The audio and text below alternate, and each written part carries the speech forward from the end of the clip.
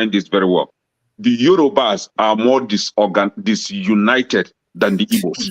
No, you can't say You don't that. have You to can't Yes, say that because you're wrong. not a Yorubas, Yoruba hold on, person. You speak from the Yorubas, Igbo record. perspective. No, No, and as I it is can't take today. that from No, you. hold on Speak now. from your own I have my tribe. evidence now. No, you I can can't. I defend don't care myself. your evidence. Hold on, Speak as an Igbo hold man, on, not a Yoruba man. hold on, No, you can't hold on. go there. Okay, now, as an Igbo man, right? I'm not seeing disunity among the Igbos. What I'm seeing among the Igbos is unity when it comes to Nigeria's political structure. What I'm seeing is unity. Okay, However, that in is wrong. every Can ethnic, you be hold on, realistic? hold That on is wrong. now, That is wrong. hold on now.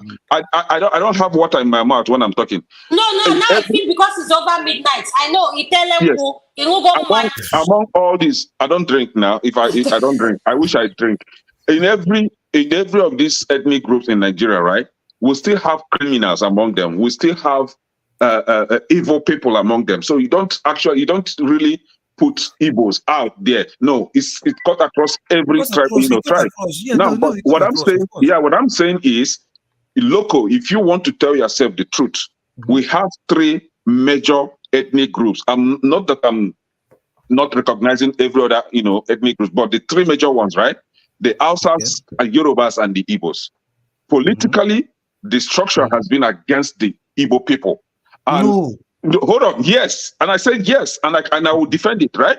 So when it comes to Igbo, the Hausas and the Yorubas will join hands together to suppress Igbos, to make sure that they don't come up there, especially in the presidency, to make sure that there is no federal government structure in the Igbo land. This has been ongoing, and that is why people like us are of the belief that the only way to bring the presence of governance of federal government in the eastern region is to divide the country. Alright, You this is what I'm may not telling you as agree an with me Igbo because you woman. don't understand what I Ojukwu, no, understand. wait. You Okay, you understand? can't say this and we let it slide. As an Igbo woman, Ojukwu fought. He's a military. No, Ojukwu If did not anybody, fight. hold on.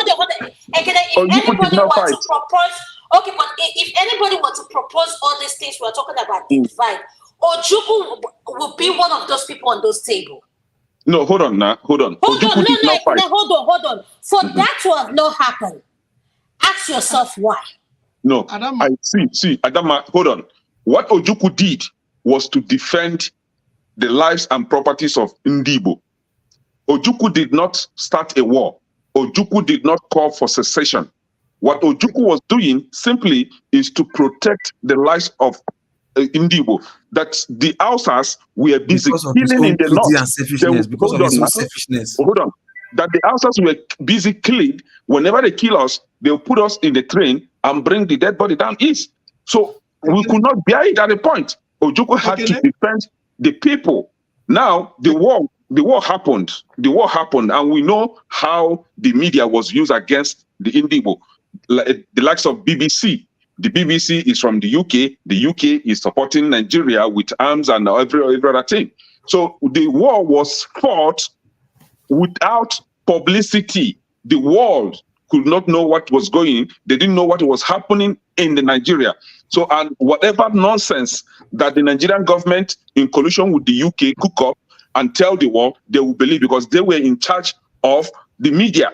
Now, Ojukwu did not succeed because we fought it alone, because it was a lone fight. But what I'm saying is this. What I'm saying is, even before the war, there was an agreement. There was what they call is it accord or whatever? Accord agreement, right? Yes, Aburi Accord, right? Aburi Accord. There was an agreement, and that agreement would have brought a lasting solution to the problems that we're having in Nigeria. The Hausas were there. What is the agreement? The Yoruba, hold on. The Yorubas were there. The Igbos were there. What happened at the end of the day? The Hausas, hold on. The Hausas went against the agreement, and the Yorubas went and then allowed the Igbos to bear the brunt. See, hold on. Some local. Hold on. Let's not be behaving like this. Let's not be behaving like this. So let us not behave like this. So the Hausas and the Yorubas colluded. They worked together to making sure that agreement was not respected. What happened at the end of the day? So we can't keep living this way. Every little thing, two ethnic groups will join hands together against the other. Can I chip in? Can I chip And you in? want us to keep Okay, living like please, that can we because we have are fools. Mr. Yings ask his question? Mr. Augustine, could you speak then? Okay. And Mr. Yings will So, ask his question. Go ahead, okay. Mr. So my name is Augustine. actually. Yes, for my own solution, I Hold thought on, we were hold on, Yinks, hold looking am on, I, at. hold on, am hold I on, hold on, pronouncing hold your on, name hold on, right? hold on. Yinka, Please, is it please. Yinka? Yes, it is. Yes, it is. Thank you. That's what I thought. So Sorry I'm about that. Yoruba, right? And a Yes, lot go of what ahead. they said, I would actually agree to it to a larger extent, not 100%. So if you look at Nigeria's history, when we started, Yorubas were the first to gain education before Britain came. We have the returning slaves who were actually educated, right? Around 1910, 1920, they were actually the troublemakers. Britain did not like the Yorubas, so they actually stifled education in the West, and education went eastward. So if you Could you look at raise when, up your voice some more? I can't hear you clearly. You said the Yorubas are actually what? oh, can you I hear didn't me hear. clearly? Can you hear me clearly? Yes, I can hear you now. Okay. So education actually came to the Western region first, but because of education, we started protesting against British rule. So they hated us. Frederick Lugard. Hold on, local, Sorry, please.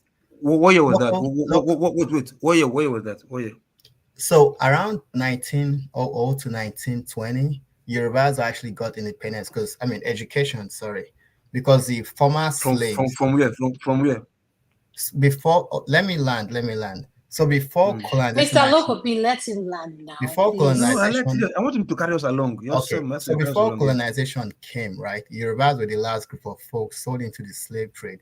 Many came back from Brazil. They got into business around that Lagos place. So when colonization came, we were educated and we were speaking against the colonization. You have folks like Herbert Macaulay and all that. Lugard became governor general and they hated Yorubas because when you have education, you start to speak against what they were doing. So it was transferred eastward education because they needed folks to run the empire for them. So the Igbos did that. So at independence, Igbos were mostly civil servants. They were everywhere.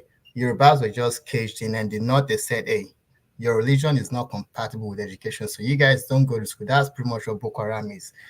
So early on, the East and West wanted to have like a coalition, Awolowo and Nnamdi Azikiwe. They were going to actually form like an alliance, Action Group and NTNC.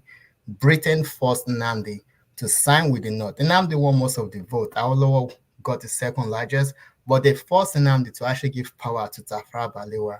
So the whole genesis of the Civil War and what led to it was actually orchestrated by Britain. And this whole divide and conquer, there was actually southern Nigeria. There was a guy called Henry Bodilion.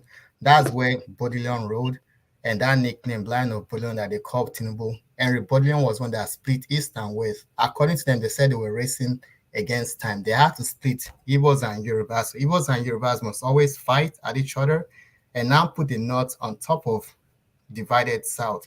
So that's what the genesis has always been. So early on, Yoruba lost out of political power to the east and north. Before, afterwards, most of the country's wealth that was taken from the south was being spent north. That was what those soldiers, Cardinal actually fought against. And then Britain was also in the sideline. The old Biafran War, it was to punish the Igbos.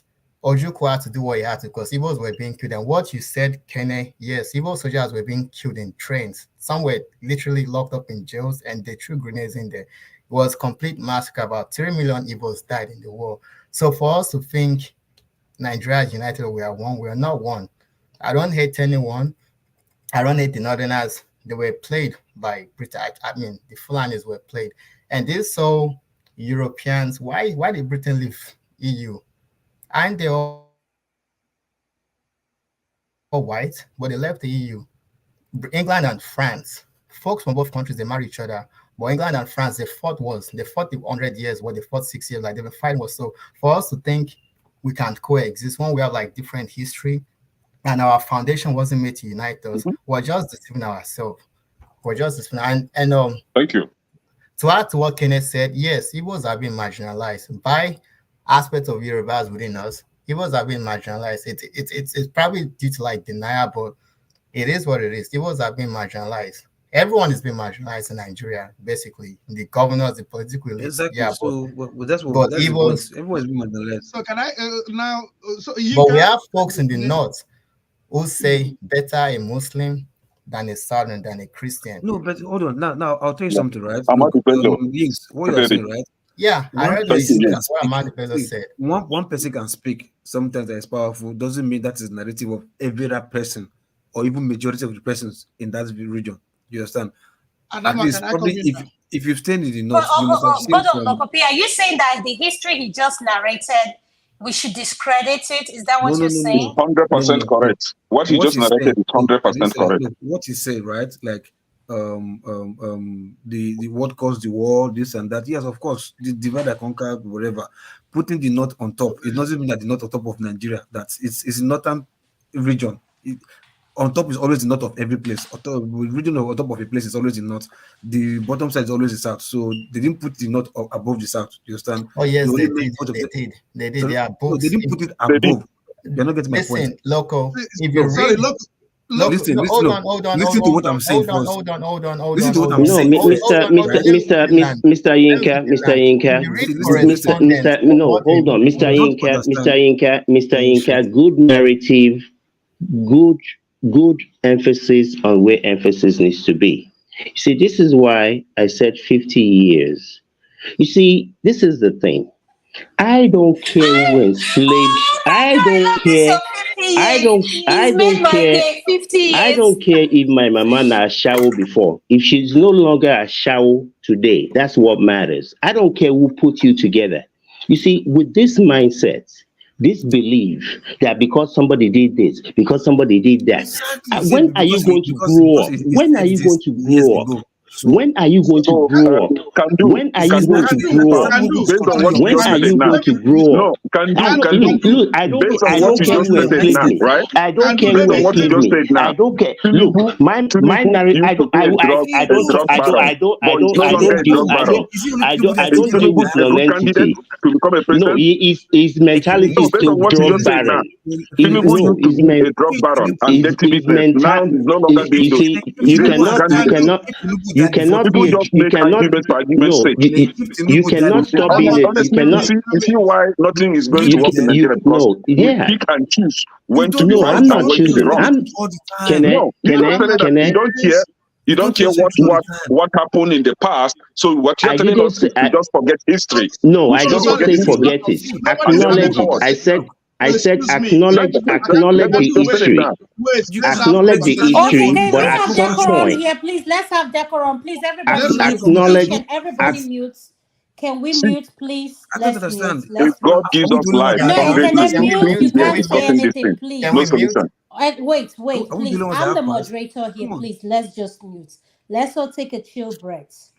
Mr. Augustine was going to speak. But before Mr. Augustine speak, let Mr. Kandu land his points. Please, no interruption. That way we can all learn. Look at what Mr. Yinka shared with us now. Let us keep an open mind. No, none of us is There's, Wikipedia of knowledge here. For goodness sake. Let's keep an open thank mind. you, Go ahead. Go ahead, thank Mr. you. Kandu. Yeah, all the stuff that Mr. Inca narrated, these are things we've talked about. We've gone over them 2,000 million over and times. over and over and over. Okay, Mr. Akene, I didn't say number one. I don't talk about non-entities. Tinubu is a non-entity. It will forever be one. You see, and I didn't say because you used to be something. In order for you to become something new, you have to acknowledge what you used to be.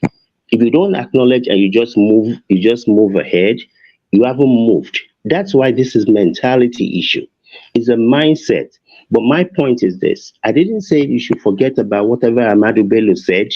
I don't care about who said whatever big man or big person said something in the West or the South. I don't really care what people say. It's irrelevant to me. Now you get your mouth. But at some point, as a people, as an individual, you have to acknowledge what has happened, dust yourself up, and start moving on. If you keep saying, "Oh, because they divided you, because they did this, because they did that," then you're not going to move forward. That's why this. I'm beginning to agree with Mister. If not now, that 50 years is that's minimum at this rate with this type of mindset because you will never be able to move on. You want to talk about why did England get out of the EU because they were stupid. No, Those of please us don't who say knew, that 50 years. When I hear no, that 50 years is so long, please don't. yeah, Please. no, but that is because the mindset of the people has not changed. As long Mr. Loco Yeah, was trying I to agree with explain this you. thing. Mr. Loco was trying to explain this thing that you shouldn't say because your neighbor is this or because you find a way to deal with people where they are. It doesn't mean you give away you and what you are, but you have to find a way to move along. Especially look at what is going on in the world. People are moving on from agriculture to nanotech to healthcare. We're still sitting around. Your leaders are still going abroad to go and get treated. I mean, when are you going to? When are you going to look at Rwanda? They killed themselves. They didn't shoot themselves with guns, with machete, but they sat down. They borrowed themselves some brain and said, "How do And they've we got move? this, How do and we look move at it is right forward? now. How Yeah, do we, yeah, how do we move forward? they're If you want telling to live Okay, in me the okay. that past, Thank you you, will Mr. never move Kandu. Can we forward." go to Mr. But Augustine? Mr. The Augustine, same or can I Rwanda is still please? killing Congo. Okay, Thank you. hold on. Thank you. I From was this if gonna is you're say not that, but I speaking, kept Congo. please quiet. mute. I want to see everybody. If you're not going to mute, I can mute everybody, please. Mr. Augustine, you're next to speak. Please unmute. Go ahead. Thank you. Thank you. So mine was to moderate this conversation because I was the one that brought back this conversation. And we've just been rubberizing over 1 hour. Ekene and the Yinka have gotten a solution. Now, Kandu and Loco disagree on the solution. What is their own solution? That is how we can hold this conversation. How can we get that 50 years possible? So are you Because asking a question to Kandu? I want to make sure before I tell you mute. Who are you posing that question to? so And the Mr. question is If Not Now is here. Let him comment. Then so I the see question where is, position he is. So we know now this is a debate. This is the have and have nots. this is not a debate, it's a conversation. Yeah, it's a We have got to, conversation. But what I want you yes, to ask is that a question you're posting to Kandu and Mr. Loco P? like What? my position. So the question is to all of us in the platform, what is Uh-huh. the solution? We might have a solution that the 50 years is too much. We can even have a solution here that the 50 years is just the beginning. So if someone is coming to talk on this issue, we should have a solution. What do we do that Nigeria will get better? 10 years, 50 years, 100 years. All I'll right, give thank you, an Mr. answer to Augustine. that. Could you mute? Let's go to Mr. If Not Now. Mr. If So Not Now, what is your I have to log solution? and sign off, then I'll meet you when I'm home. No problem. Mr. If Not Now, what do you think is the solution to the question he asked? Yeah, that was a beautiful question. And all the sides of the argument, from Ekene's position to Yinka to Kandu, I think there is a common ground, and everybody, um, you can see sense in the position everybody have taken. By the way, Yinka, I want to appreciate you for that beautiful history that you just narrated. Um, it's gonna take more than what 50 years and almost indefinitely, or even never gonna happen if we continue to, you know, do the same thing we are doing right now as a country. You know, that's why I say that Kandu is being very conservative, because the truth is that we are saying for Nigeria to work, our country to work. The question is, as at today, do we really have a country? You understand? A country is worth fighting for, worth dying for when you have one. Leaders compete among themselves to make their country better because there is a country. So the reason why we don't have leadership in Nigeria today is because there is no country. We don't have independence yet. So if we're able to get our independence, if we're able to fight for it and get it, then we can start that journey. and it could even take less than 50 years.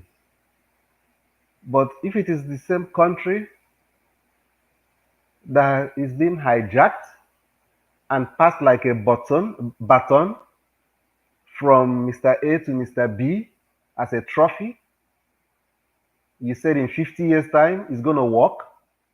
What is going to work? There's nothing that will work. The country is not even existing yet because the country is being held by some people as a trophy, which they pass, from one person to another person to another person. So the country presently is not something that is designed to work for you. What you think is not working is working for them. It's doing what they want. The country is yielding the dividends that they expect from the country to yield to them. So that's not the country that we wish for ourselves. That is not it. So it's the same reason why if the people that said let's split, if there is a division now and the composite bodies decided to build their country, then they will make progress. But if it's just for the sake of splitting, Hausa, Igbo, Yoruba, three different countries, if they don't answer those questions, and come up with a strategy that will enable them to build, whether it's a Yoruba nation, build it into a country before moving on. Build the Igbo nation as a country before moving on. So that we know everybody that is part of that new country is working and dying for that country, loving that country. Then the countries that will emerge after the division will still be like the country that they separated from. So it's not like automatically it's going to solve any problem. No, I don't believe that. So in other way around, the same effort it will still take those individual countries that will emerge out of Nigeria to build themselves and be a country that works. If they put similar efforts in the same country where they are now, which is Nigeria, and be able to build Nigeria to become a country first, then it could still make progress and work. So it's not like just, okay, let's divide, it's going to bring a solution. No. The question is, what is going to happen after you divide? Because don't forget, if you made a valid point, when you go back to the east or the west or the north, maybe in the north there may be no problem, but absence of problem in the sense that the Igbos, when they divide and get Igbo nation, they are not at war, right? But are they really making progress? That's the question. Or is it the same criminals that are running the affairs of the politics in the southeast are still going to be in charge? Of course, there's not going to be war among them, but are they going to make progress? They're not going to make progress. So that's the problem.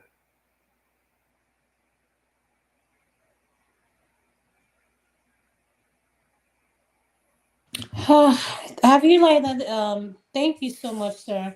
Mr. Lokopi, do you have anything to say? You're next to answer the question Mr. Augustine asks. I'll go to you, Mr. Yinka. Could you please unmute? Lokopi's okay, he's here. Mr. Lokopi, you're next. Go ahead. The question Mr. Augustine have, what is your response to that? Which is what's the solution, all right? Yes, sir. It's easy.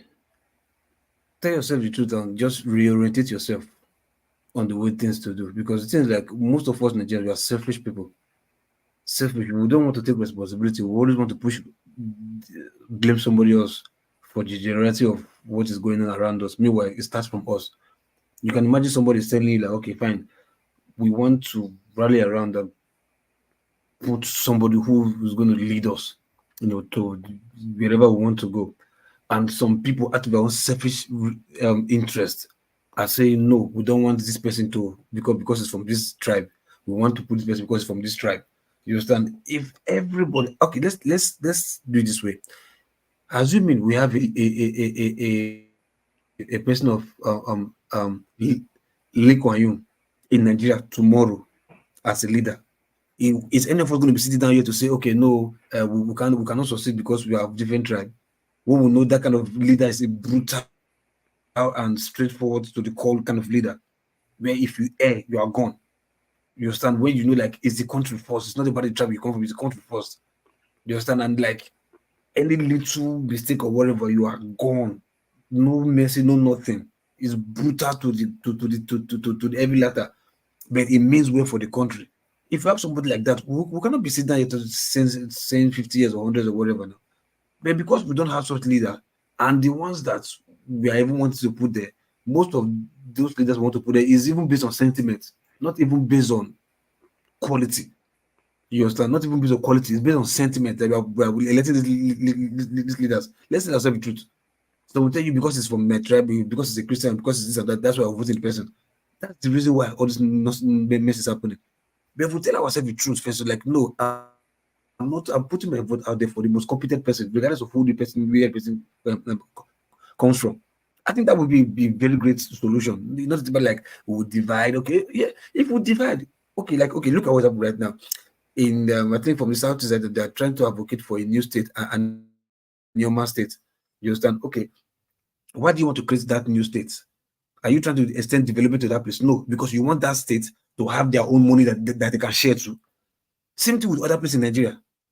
This division of this state, you want to create state, create state, all is because of their own selfish interest, because they want this money, this allocation to get to their pockets directly, not going to one government before getting to them.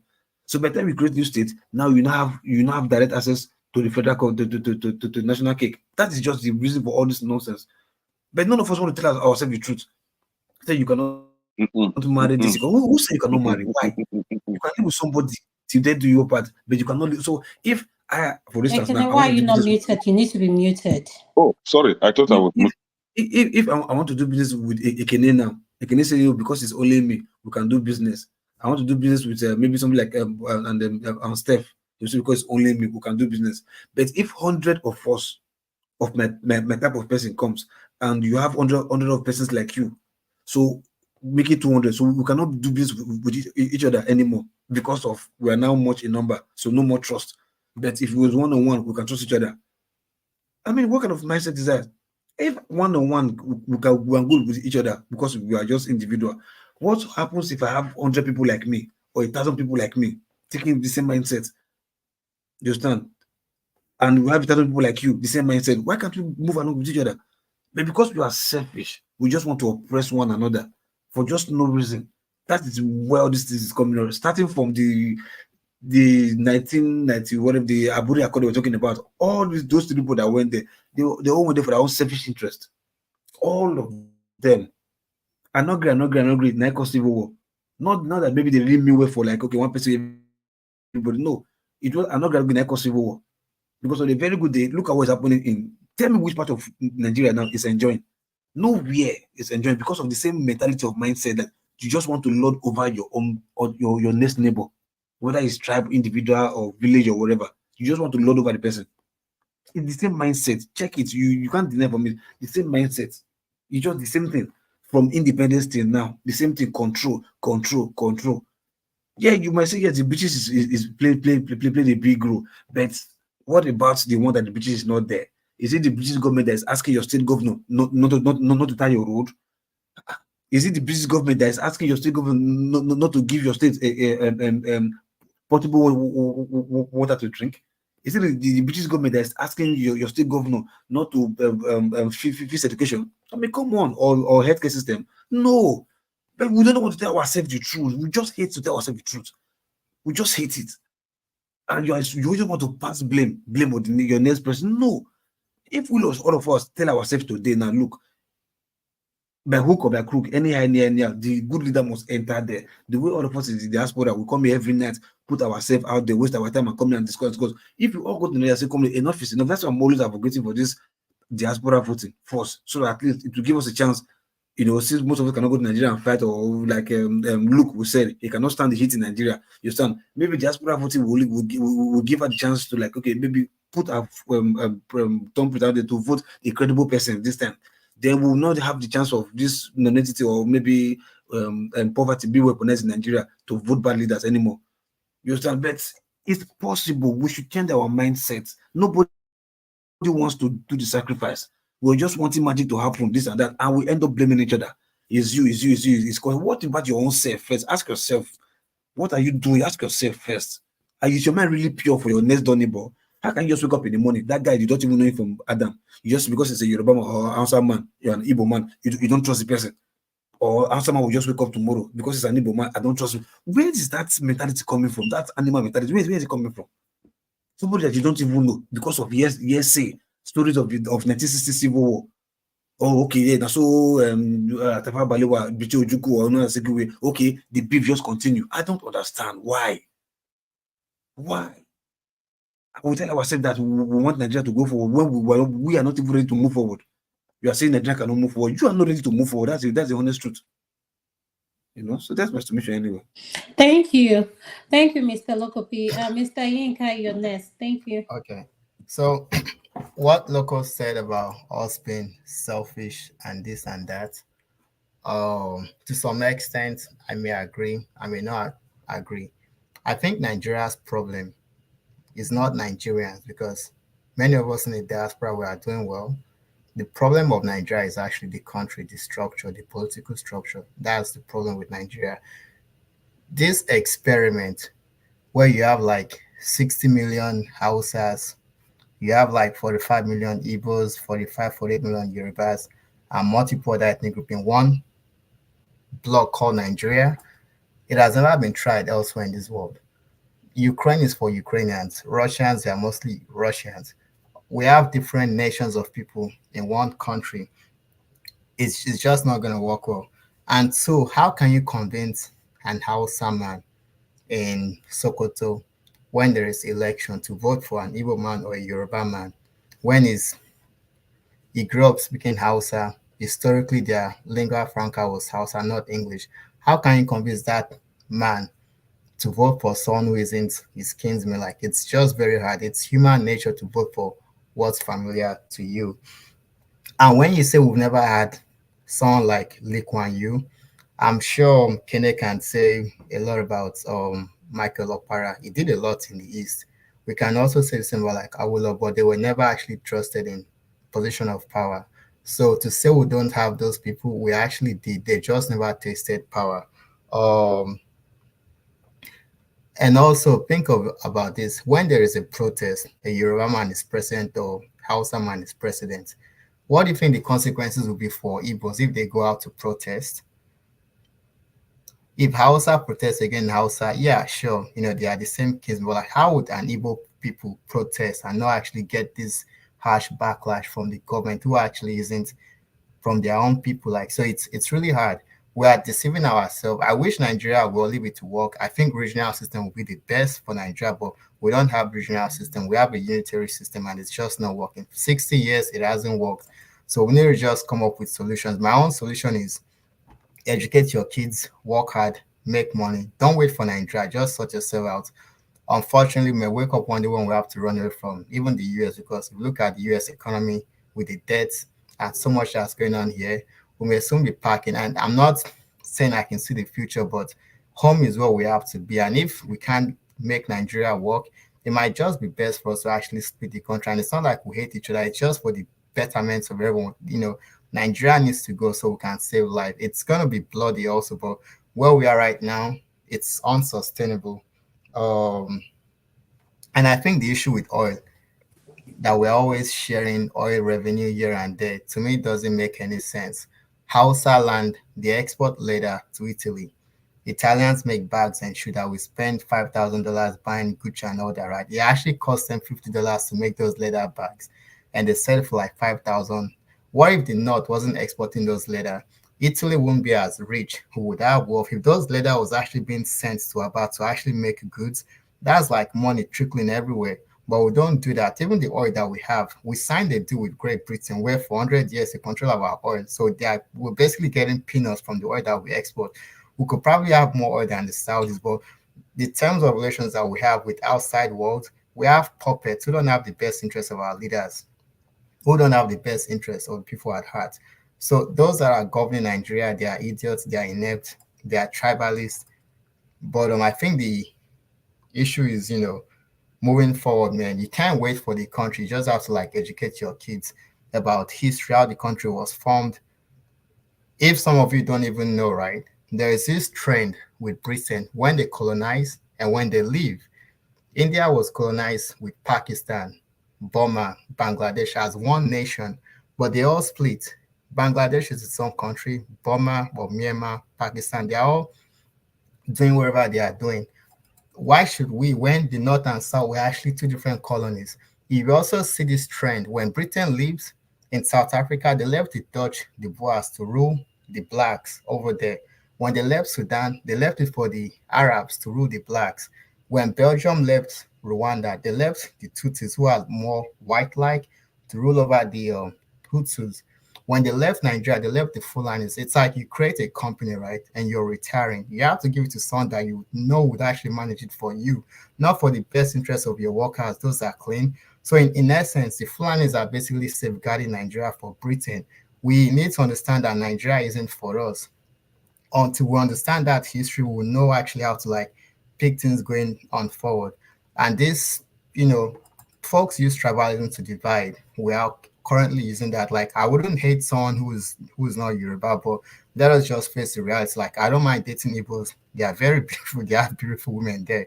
But I would wish Nigeria can work so it can be like a superpower, the black nation, black utopia, but it is just not working. So we need to just prepare for the worst to come. Either the country breaks up, there is civil war, I don't really know. I can't say I can see the future, but what I just can do is to work hard, make a lot of money, educate my kids, live a good lifestyle, before I die. I can sit here and listen to advice from my folks, from my parents, because some of them have like tribalist sentiments amongst them. They blame Mochuku, they blame the first coup wasn't even an Igbo coup. Educated soldiers against the system that was in place by Great Britain. Yorubas were there, Hausas were there, but we've been told lies that the coup was fomented by Igbos. No, those soldiers, Cardinal Zegu and Ifeanyi and the other Yoruba guy, they were learned folks and they knew that the quota system in the military was basically skewed to have uneducated northerners fill the rank and file of the military. They plan to take over, but there's so much that we don't know. I think if you look at the correspondence of those that created Nigeria, right, from the colonial office in London, they had letters that actually reveals like what they intend to actually create. And let us not underestimate what Britain did. England ruled Scotland, Wales, Ireland. They starved the Irish people to death. Many of them had to leave. They colonized the US. They colonized large swaths of the world, including India. So what do we? So we were just babies. Our lower Namdi, they were all being used. They don't really know a clear path as how to actually get the country ahead, especially when you're dealing with Britain that has actually colonized the world. Many of them were actually negotiating independence for Nigeria. Their rooms, the conference where they were staying, talking, was actually being recorded by Britain. When they send letters amongst themselves, Britain was actually looking at those letters, what they were doing. They would invite them for tea. They would actually poison people's heart. Hey, don't trust the Yoruba, so they are trying to dominate. They did that for Nnamdi Azikiwe. If you read Nnamdi Azikiwe's book, My Odyssey, it tells you the things that it was more or less working with Britain. When Igbos were suffering in Biafra, it wasn't really taking any clear stance on what Igbos actually wanted. I'm not sure if Igbos like Nnamdi the way they like Michael Opara. And I'm actually for the first coup, honestly, because those that did the first coup, they had an ideology, a revolution to actually stay Nigeria on a brighter side, but the coup failed. It did. Britain also said it was an Igbo coup. Britain actually orchestrated Ojuku's escape.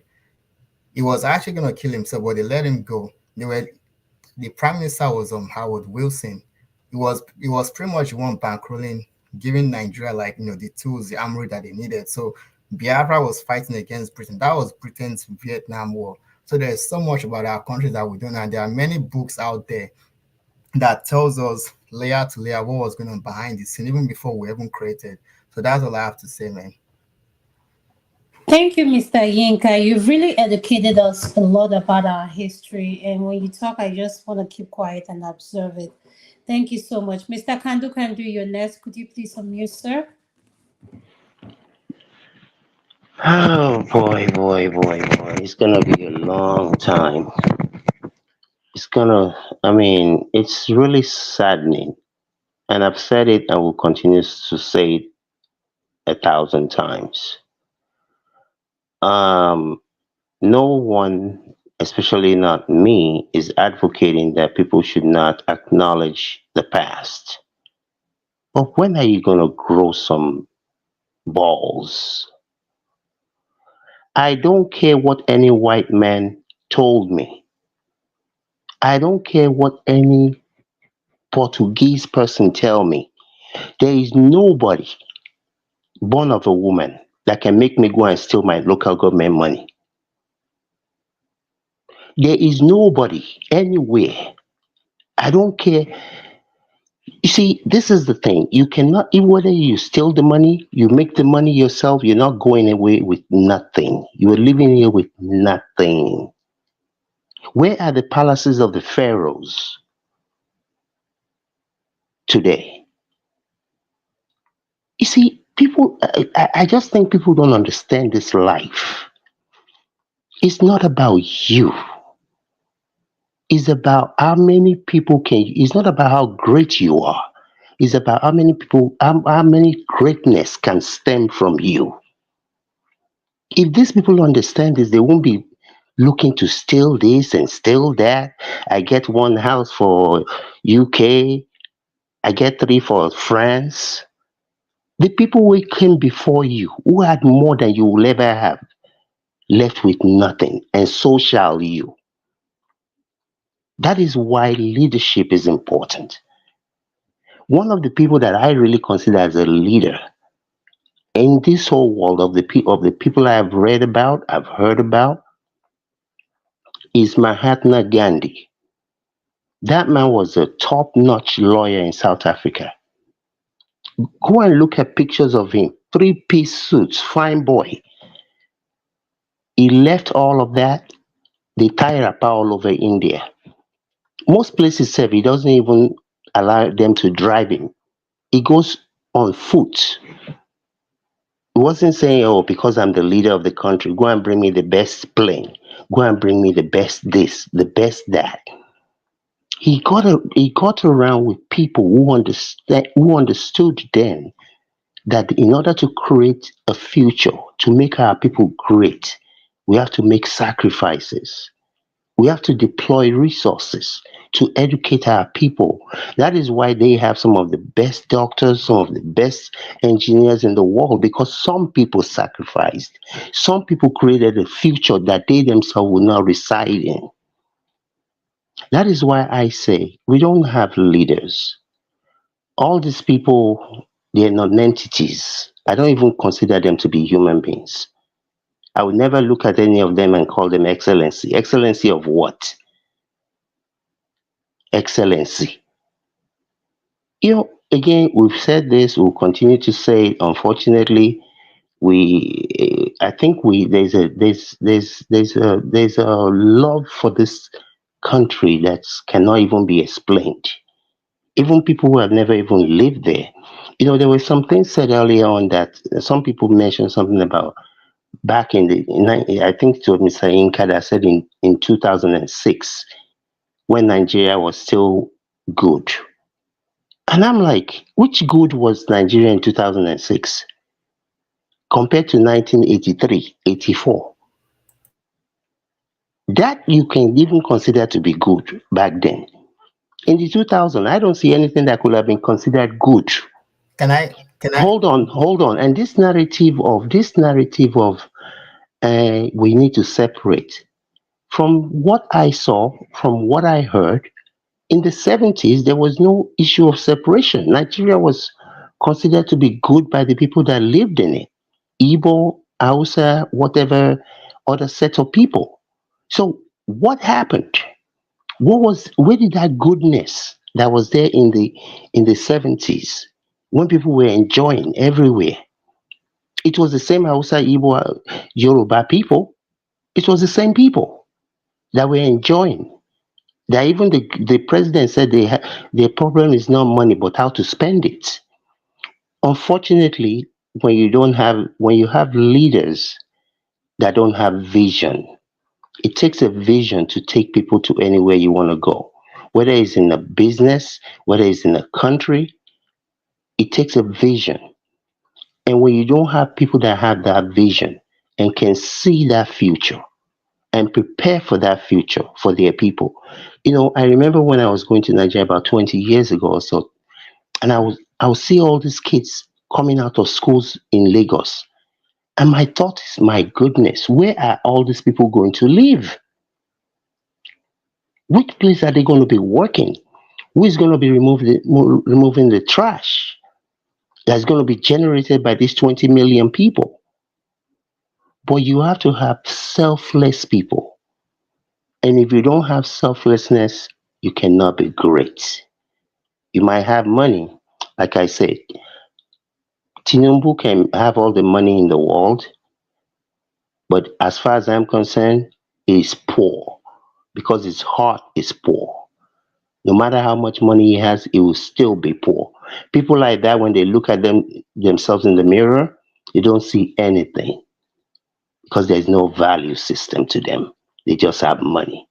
And unfortunately, too many Nigerians, money is their God. So, unfortunately, we're going to continue to have these conversations. We're not going to go anywhere. Separate the country into three groups. Those groups will still separate themselves.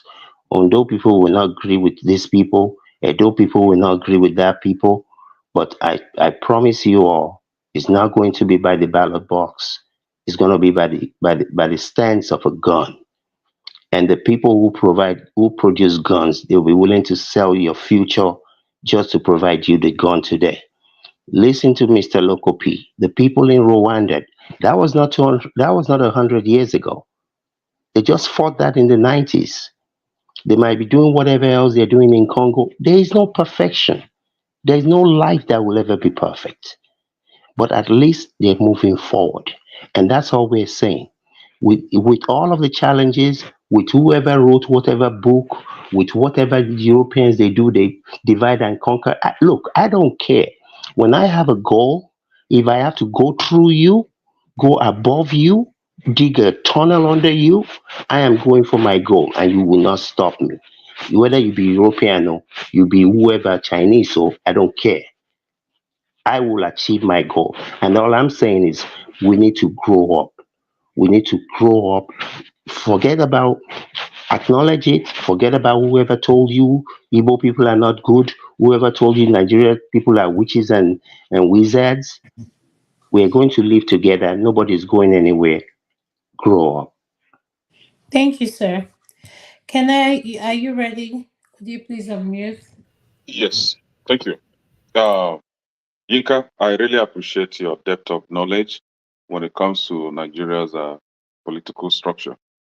And I hope my brother here, Loco, is around to learn, because that country has gone deep into its mess. And I don't know the messiah that will help Nigeria out of it. So, my brother, Loco, I think Yinka has answered you that yes, we had, is it Lim Kuan Yew? And I think you're making reference with Chinese president, right? No, he's Singaporean. Singapore, yeah. So we had people like that in Nigeria, and we would have won again in 2000. I just concluded election, but as you all know, that the people that think they own Nigeria refuse to have such opportunity, assume office. Then we have you're talking about the creation of an Ioma state. Yes, in Nigeria, it is only in Nigeria that we have uneven distribution of resources. Um, I know it's to you, it's all about sharing of money, but I don't see it that way. It's all about bringing down development in those geopolitical regions. There is no way you will tell me that in Nigeria, Selfishness. yes, Selfishness. that in Nigeria, Selfishness.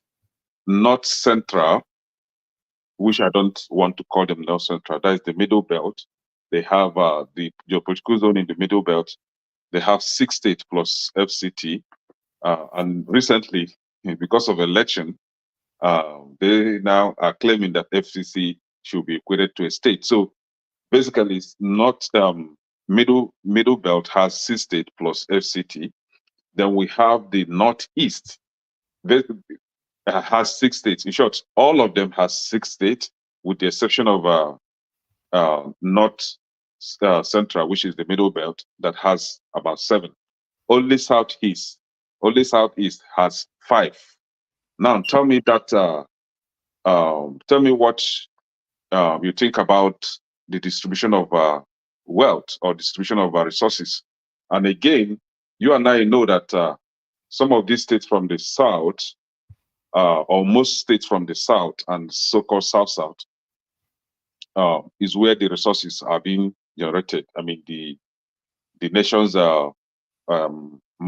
money from oil. And at the end of the day, the Northeast, Northwest, North Central will have the lion share of the money. Then the Southeast is on the least part of the what they call it, the distribution. We have the least.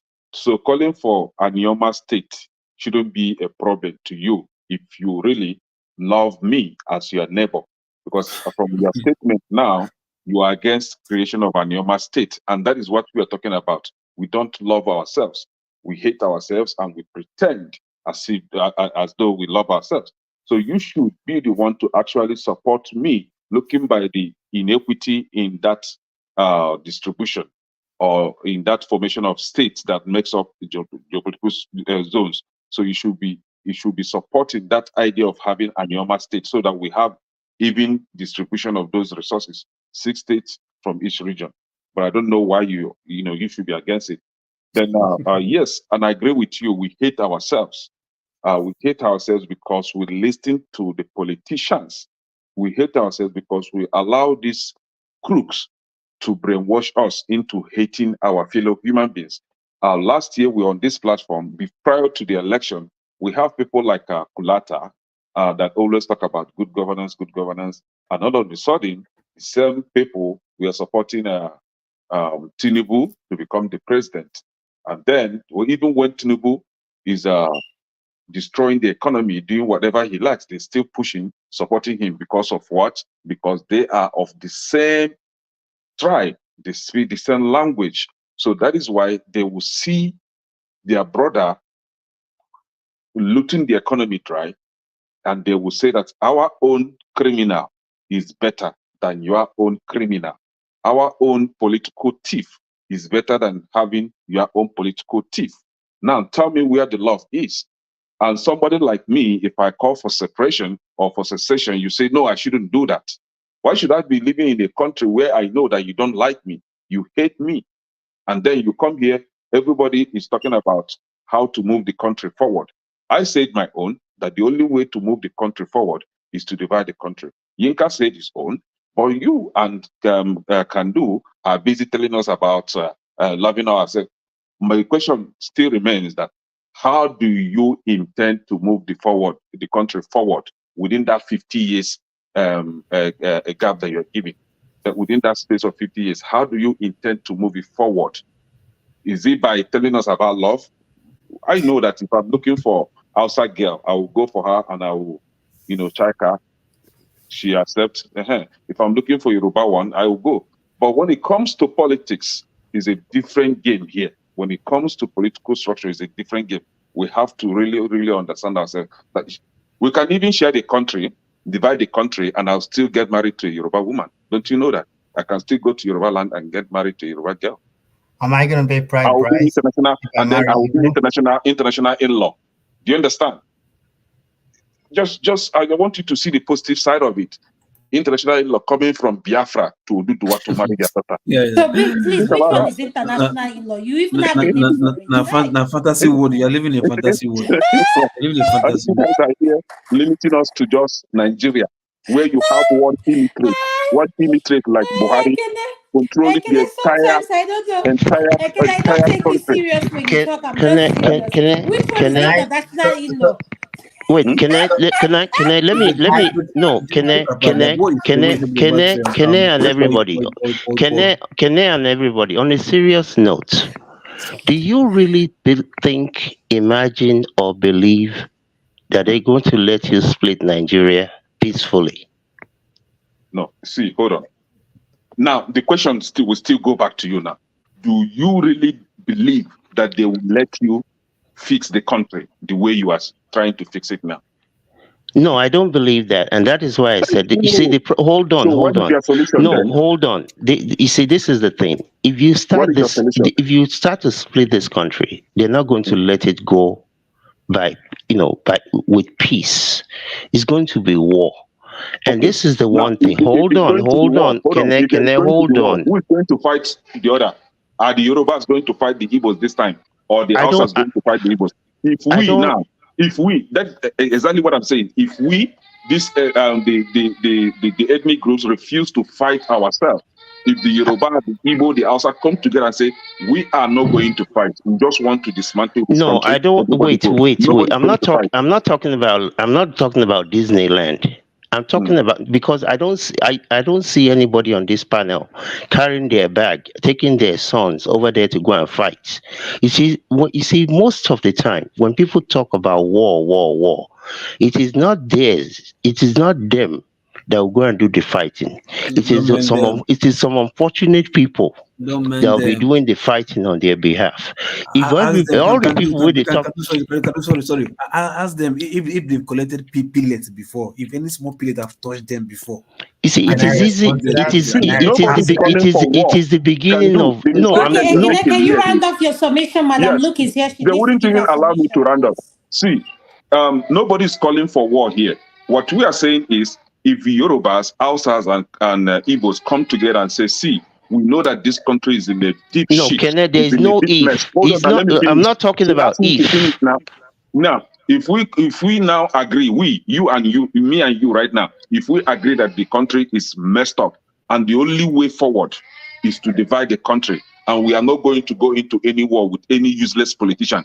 The politicians cannot take guns to come and fight the Igbos or the Yorubas. They can't fight us by themselves. So if we refuse to fight one another, going by the love that you are professing now, that we should love one another now, and I'm telling you that the No, I only did not way. advocate Hold on, any hold love. on. I didn't Yeah. advocate no love. I said Okay, if you want to okay. dismantle the thing, Yes, dismantle it. I'm talking I'm to. not going to Yeah, be I'm there. Me, I'm referring not to going to local. go and fight. Yeah, I'm I'm not going to referring go to and local. Now. fight. Let me finish now. Hey, see, man, I see the truth is very bitter. See, but we need to know how to accept it. If we agree that we are not going to go into fights, right? We will not fight. We're not going to fight one another. We are going to split that country peacefully without fighting. I Honestly. agree. If wishes were horses, if I Okay, want okay. $1 billion tomorrow, there's a lot of things I can do. Now, The issue finally, is not the if. question The now issue is is not how if. do you Do intend you believe to that the fix the people country? there? Do you believe that the people there in Nigeria, the rulers, the people who are advantaged by the status quo, do you believe that they will allow that country to be split? They go Yes. to Abuja, they sign some Going paper. going by my own by my own ideas. My own idea is Yoruba come out, Hausa come out, Igbo come out. Disorganize the country, put that You're still country in saying one that state. no, you're still Sorry, going the let me wrong ask you way. a I didn't say question. Hold your on. own Who belief. gave I three of said you the the right? people there. No, I didn't say Wait, your own Ekene, belief. who gave I three of said you the right to We are the decide? people there, the who? people The in power, politicians? the politicians, the leaders, Do the military, the you people in listen to understand? finance. Do you listen to understand? I said, I if the didn't say citizens, you. hold on now, hold on. If the citizens cripple, if they are able to come together and cripple the economy of that country, Do you think they would unanimously do come that? together, Not if. hold on, Do you think they they will would do do that? it. Not if. Not Yes, they would. if. Thank you. This is my solution. If the citizens will come together love themselves as so Loco is advocating, and do not hate themselves, if they come together and say, see, we're going to stop the economy of this country until they divide I the country, heard you. it's going to happen. I didn't. I heard you. I said, do you believe they would do it? Not Yes, if. I believe. Yes, I believe. Okay. The oil well shut down, oil drilling shut down, everything shut down. Plane, airport, everything shut down. Okay, thank you, Ekene. Thank you They for will your do it. submission. Can we have Madam? Okay, Madam Luke just said stepped out. I'll Um chip in. Sorry, who's gonna shut it down, Ekene? I'll, can I The go? citizens, that is what I'm saying. If it is possible for the citizens to come together, Uncle go to Steph, I don't Lagos, like like what he just those did though. I don't international like what he airports, just did. stop everything So from working. No plane comes in, no plane goes out. No, can you give us Abuja motorcade goes in and out of that Castle Rock. Lock Okay, thank everywhere. you. No Take it private from jet me. out and when do in. you think Everybody in the when do you country think is this not thing you said ready. now can happen? Another 50 Nigeria is years not or ready. 100? The See, country is not ready.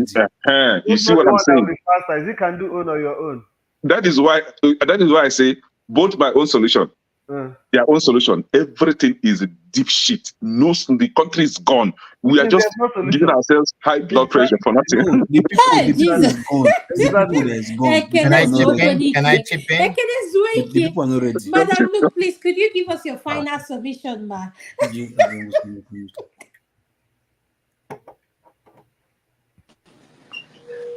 Okay.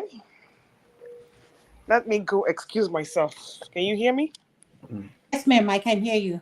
It's Hope just there's very AC. entertaining. Hope there's AC there.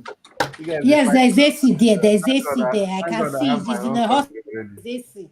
I And can she's be in the president. NICU unit. There's AC. Advocate, thank You you. want me Senior to give advocate. you Well want me done, to give senior this advocate. up? I'm the president of my own country.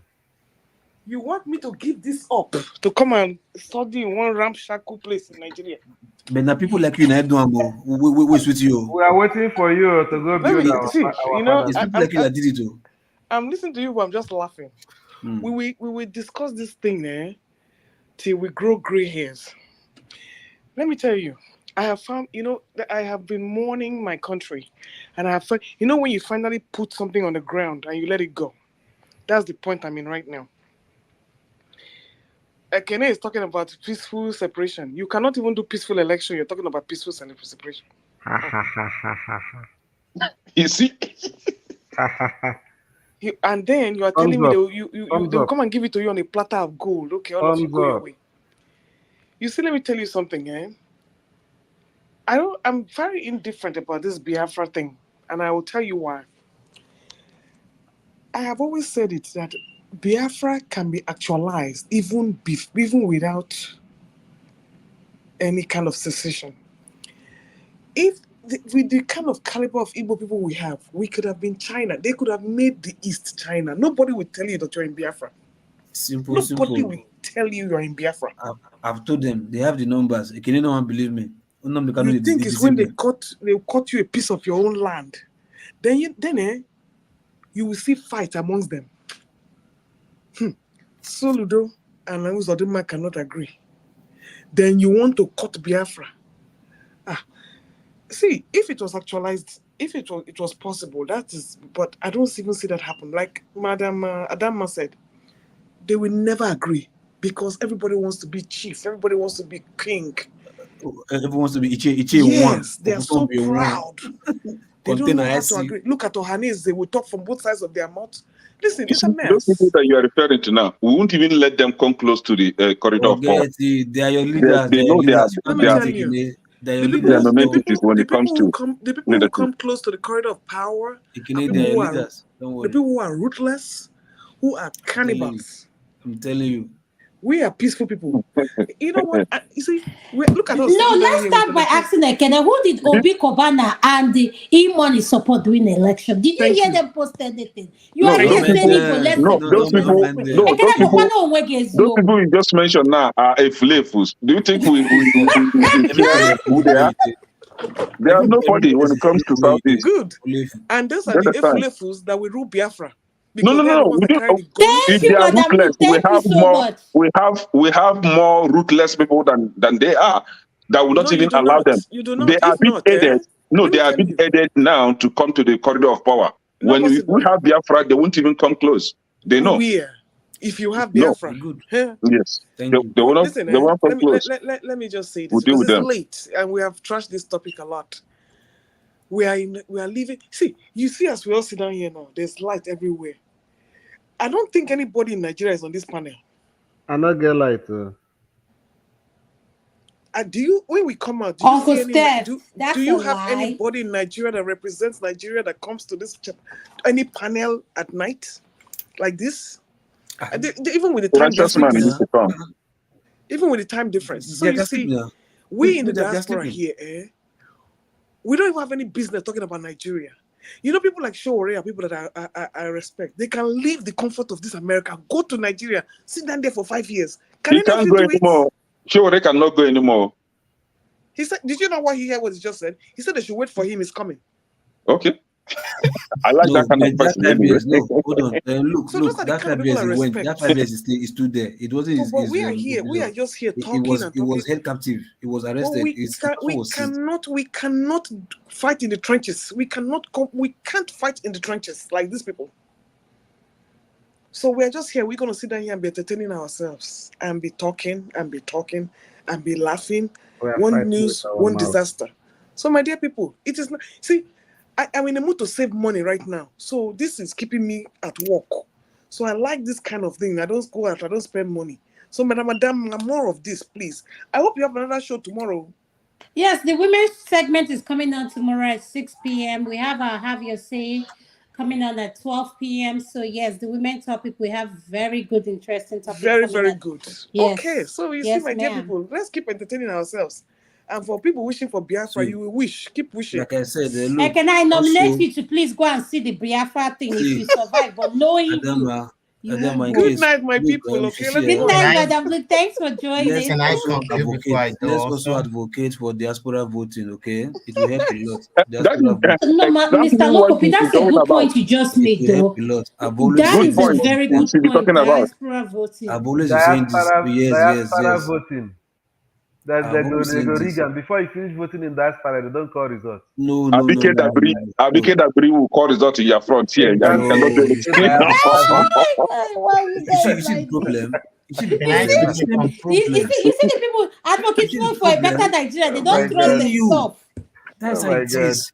When you think Diaspora it's a voting. joke, that's how it is. These people Adama, will never you make see it like work. egg, eh? You see They egg, never make it egg work. that fell off from your hand, hit the floor, hard floor, and break. Nigeria is like that.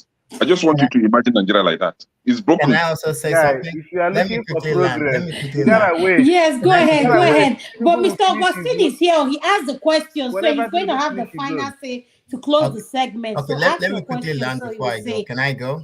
No, good Can night. I? I don't want to Okay, move. thank you. Yes, Okay. go ahead. Okay, so the issue of I don't want to say Biafra or Igbo land or whatnot, right? Um, to me, I see it like abusive marriage, right? One partner wants to leave, the the partner that's abusing wants to keep the other one that wants to leave in the marriage. And two, if Anyoma wants their own state, they are Igbos. I don't think anyone else but Igbos themselves should decide if they want their own state out of Delta State because they are Igbos. No one should say stay or form your own whatnot. They are Igbos. If they want to leave, What is the reason for that? that is none of No, anyone's no, reasons. no. You think no. If I'm asking you, think critically. What do you think possibly the reason of that? But at least as a human being, As a just your thoughts. What do you think is the reason what for that? Maybe, if maybe. if they feel marginalized, I mean, why shouldn't they be in the larger Igbo land as opposed to being like minorities in Delta State? Who say they're minority? The landmass is still the same. The population is still the same. I mean, Okay, let me land. Let me land. But yeah. And okay, also, if that's what they want, why if stop that's them? what, yeah, if that's what they want, no one else should tell them, hey, still, it's no. They No, should I'm let them. asking now. I know. I'm If asking. What do you if think is if if, maybe if you're talk, possibility? I'm a Yoruba man. So if you're talking about love, live and let live. Then the other thing someone mentioned about like oil and something is selfish. Whoever has the resources should keep their resources. If they want to give 10%, they should agree to that. It is not right, not just for you to rob Peter to pay Paul. The North is endowed with resources also. If you look at milk, do you know how much milk we import in Nigeria like every year? It's probably more than how much we make from oil. We import milk, but when Nigerian cows, one cow fetches us maybe like 50 kg of milk. One same cow in the Netherlands produces about 40 kg.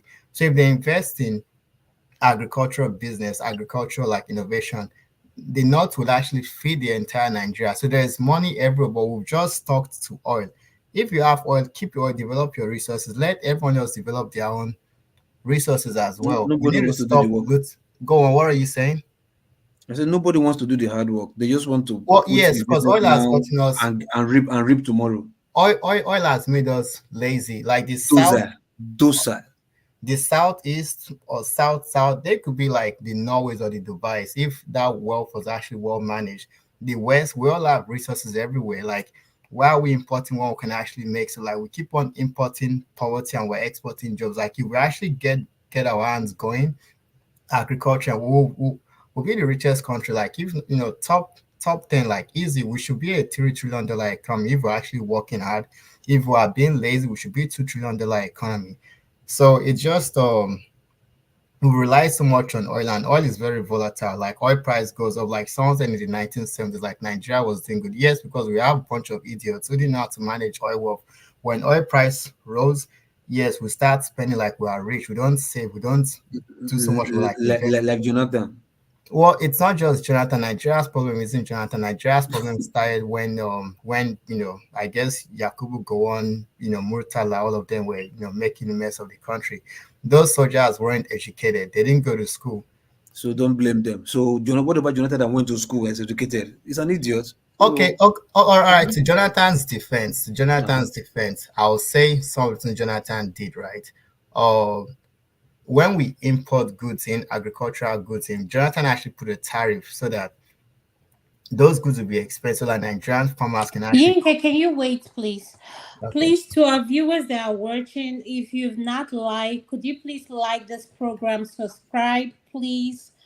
The thumbs up button, please, so that our message can go out to anybody watching this. And share. That's all I want to say. Please subscribe to the Dr. Damages Show. Thank you. And I want us to have our final submission. And while we're doing that, if you finish, I'm going to be taking you out so that I can close the segment. So Yeah. go ahead, Yinka. Okay. After Let that, me go Madam first. Gladys, are you there? Because you're going to be next, then Father Augustine will be the last. It's okay, guys. See you later, man. Let me go. I have to do later in the day. Good night, Yeah, let everybody. him go Good ahead. Like, morning. no, Yinks, you can finish your submission. Go ahead, finish. Then, Me? Madam Gladys, you can. Okay. Good So night, about everybody. Jonathan, I think comparing Jonathan to every other heads of state we've had, Jonathan was averagely smart, smarter than what we had before or after. He's a doctor. So he had some policies where whenever we import goods and we actually make agricultural goods, there's actually a tariff. So that was like a sovereign wealth fund that he created. He also wanted to make a sovereign wealth fund. When we have like excess revenue from crude, it gets saved.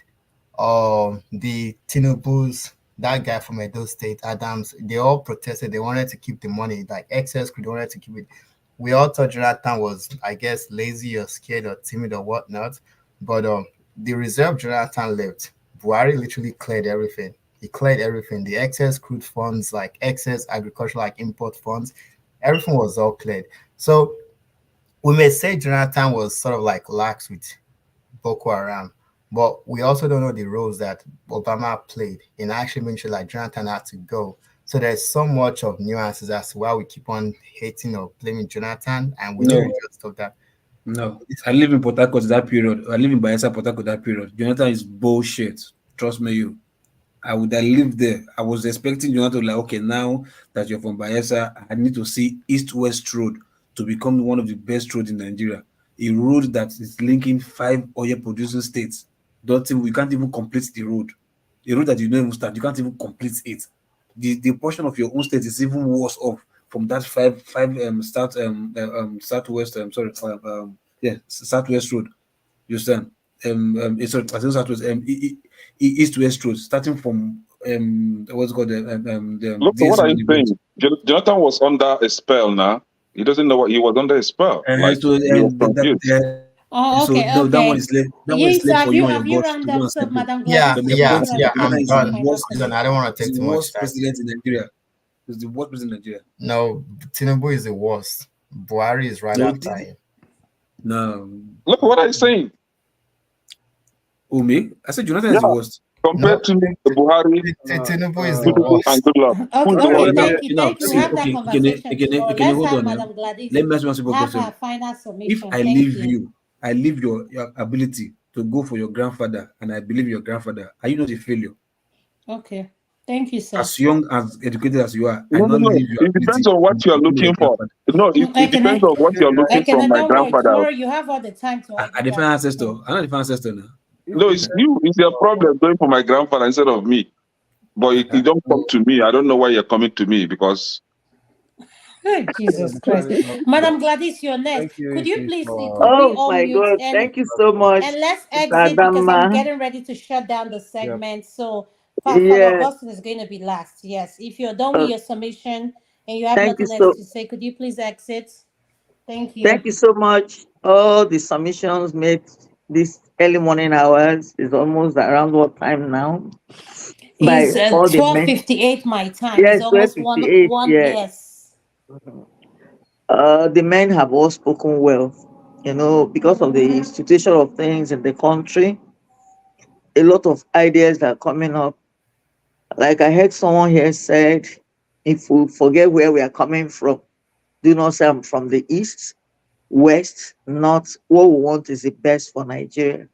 If we have had this in mind in the past, the situation we have found ourselves in today wouldn't have been into such situation. The things have become so bad that even all the churches in Nigeria, they have fasted, prayed.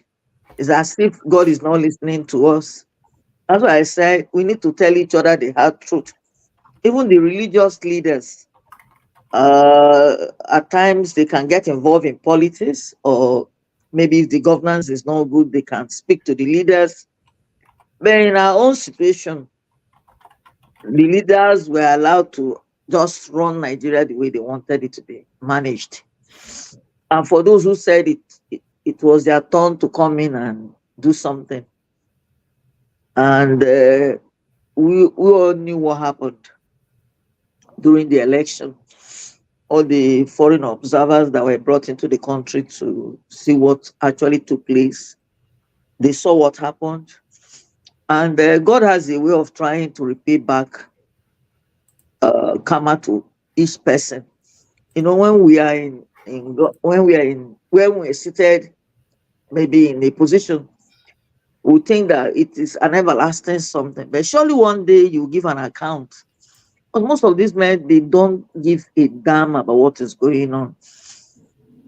If they had managed Nigeria well, even the past leaders, they cannot be exonerated from what has taken place.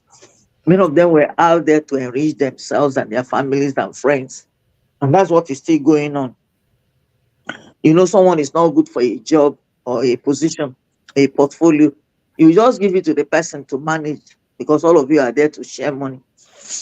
I pray that things will turn out to be fine. But I do not agree with the fact that someone said 50 years. 50 years is a very long time.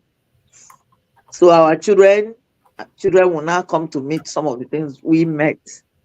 We pray that things could be better than for them than what we had experienced. If God is not holding Nigeria, I think we could have gone to war longest time because people actually base all their facts. I'm a Muslim, I'm a Christian, refusing to say the truth.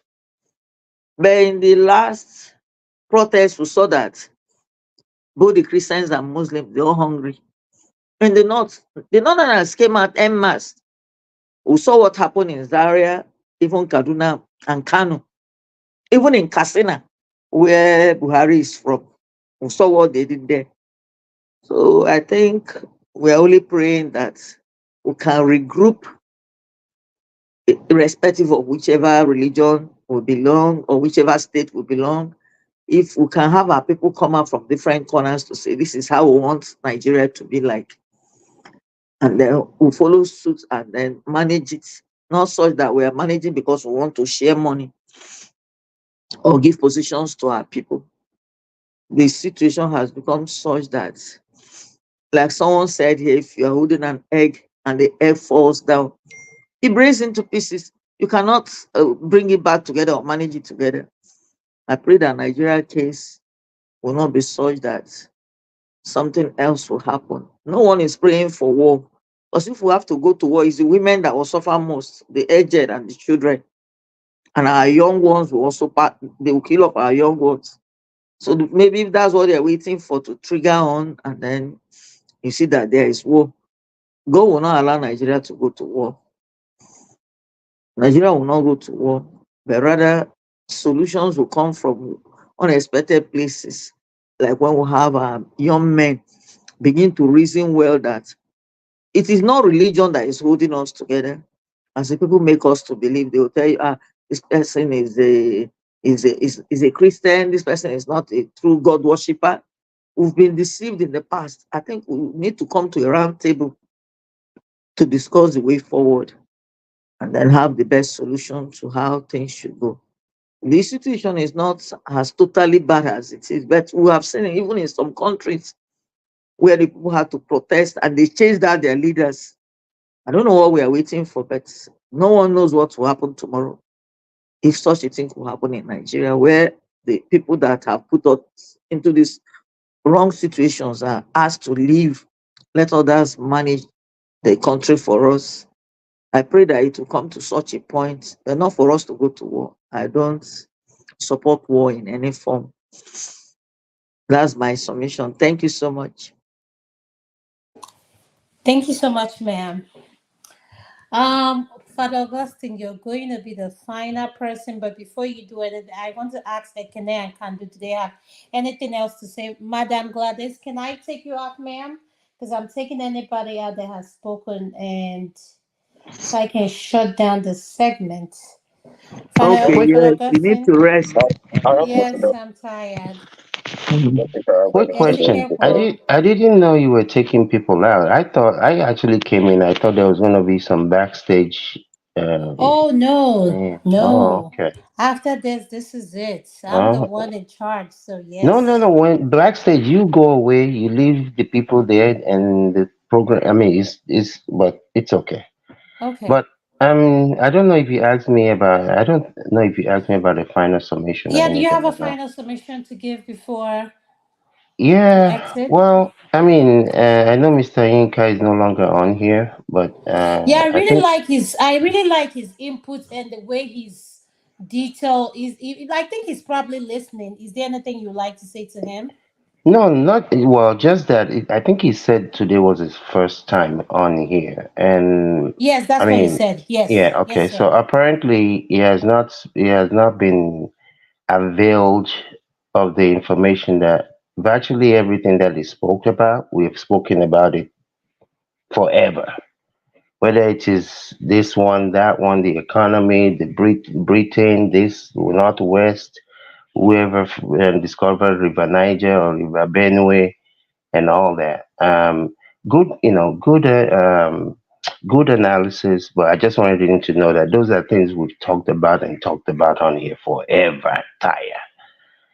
But at the end of the day, I'm not an optimist. Um, I'm a realist. I look at things for what they are and what they probably could be. I don't deal in hope. I deal in reality. I don't deal in God will come and do this, because as far as I know, God has blessed. Nigeria is one of those lands that God has blessed with everything you can bless somebody with: human capacity, human know how, knowledge, smartness, good land, good weather, mineral resources that some other countries would die for. So all this God will do it. I don't believe that. I think God has already done his own. It is up to each and every one of us as individuals to do. If we want a, to be a people I understand the struggle of the country. I understand the division. I understand people coming from different places, and the fact that it's like a marriage. If you were forced into a marriage, you might not have the willingness to fight for the betterment of that marriage because you didn't go into it with your full heart. But if it's something that you knowingly went into it genuinely, when there are problems, you will have the tendency to want to fight for that marriage. So I understand the joining and grouping together of Nigeria from that standpoint. But my belief is this is where we are. The alternative, as much as some people may want to wish that there will be a sit down, and people just agree to go their own separate ways. I don't see that because the people that are benefiting from this thing, they would rather have the whole thing collapse than let everybody just go their own way. So, from that standpoint, I don't wish for a separation because that separation will be incredibly bloody. And it is the beginning of a fight that people know. Nobody knows where it will end. So let's continue to come here. We'll continue to have all these conversations, and I'll see you all in a few hours. Thank you, sir. I really appreciate your final submission. We'll see you guys in a few hours. Father Augustine, your final submission so I can close the segment, sir. I can't hear him.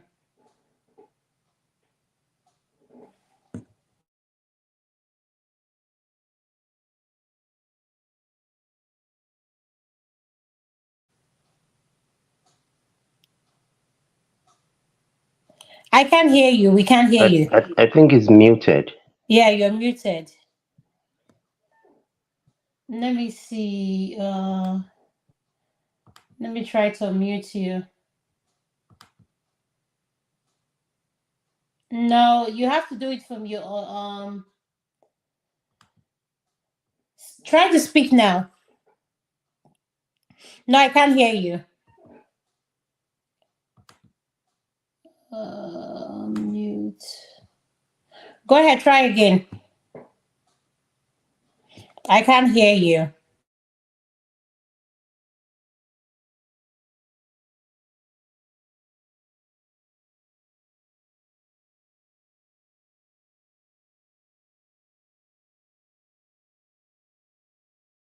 Can you try again now?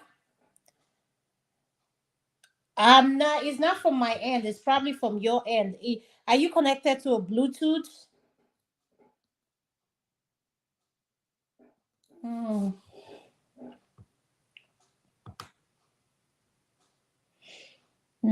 I can't. I can't. I can't hear you. Can you hear him? I can. No, Can you hear no, him? no, can't hear him. I can't hear you. No. Can you hear us?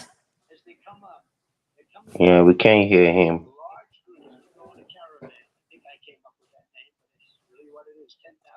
Yeah, it's not coming through.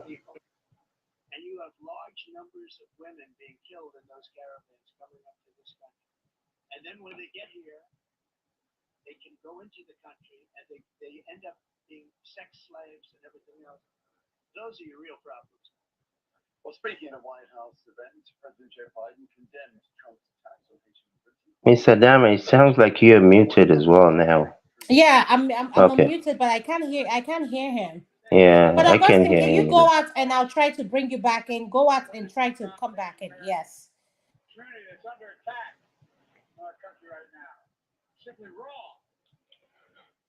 Yeah, it's been an interesting conversation from here to there to everything. Um, we'll just continue to try again.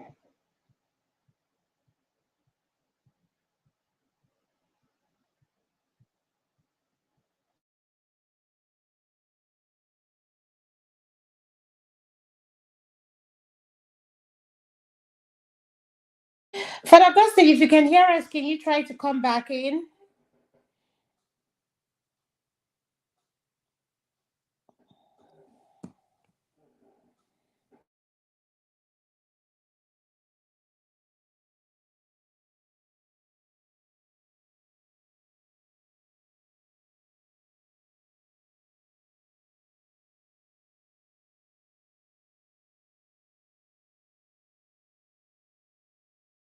Join. If I send out the link now, more people may want to come in.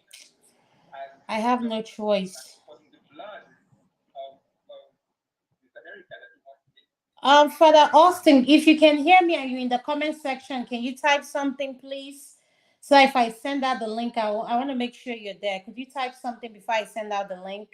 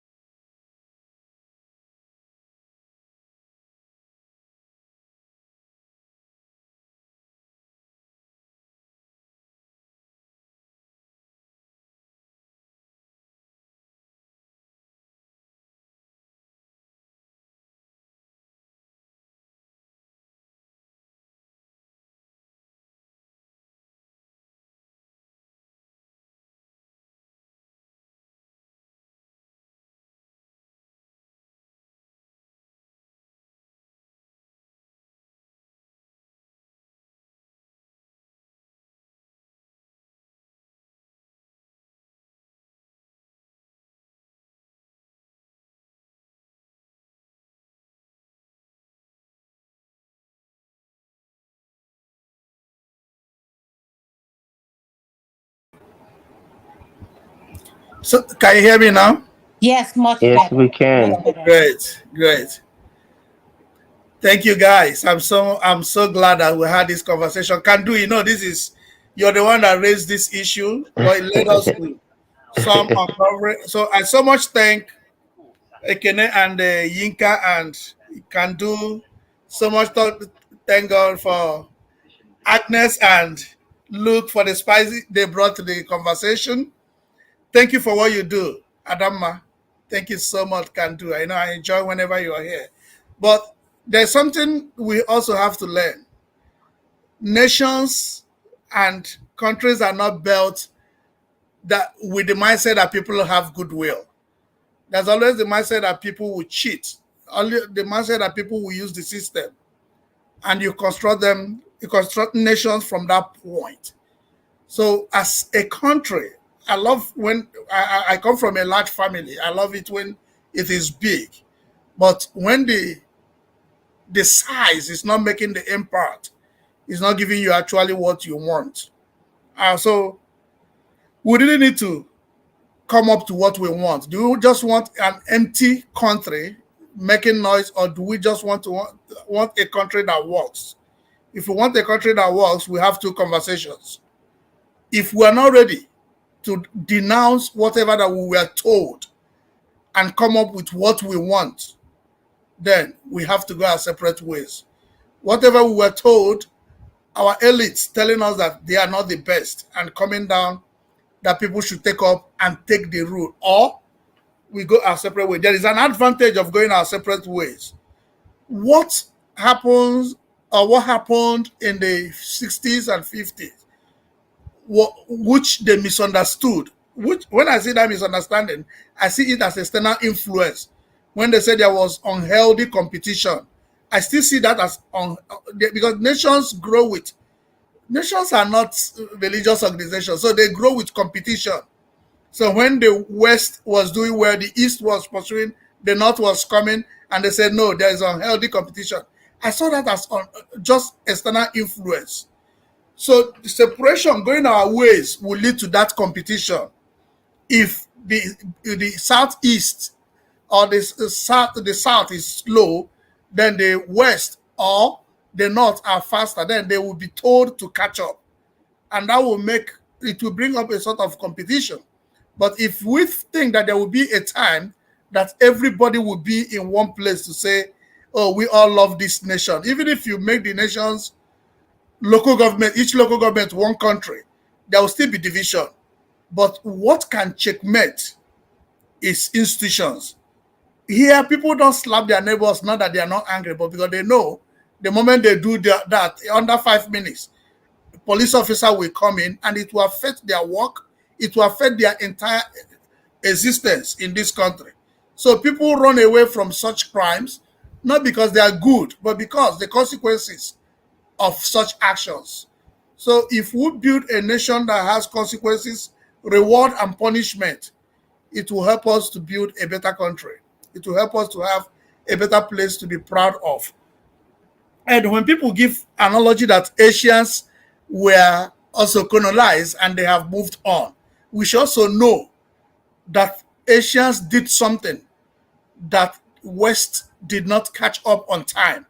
Now, every one of them, both West America, everyone is onto Africa because they know Africa and Asia was a backyard where they throw their West. Now, Asia is gone, left with Africa alone.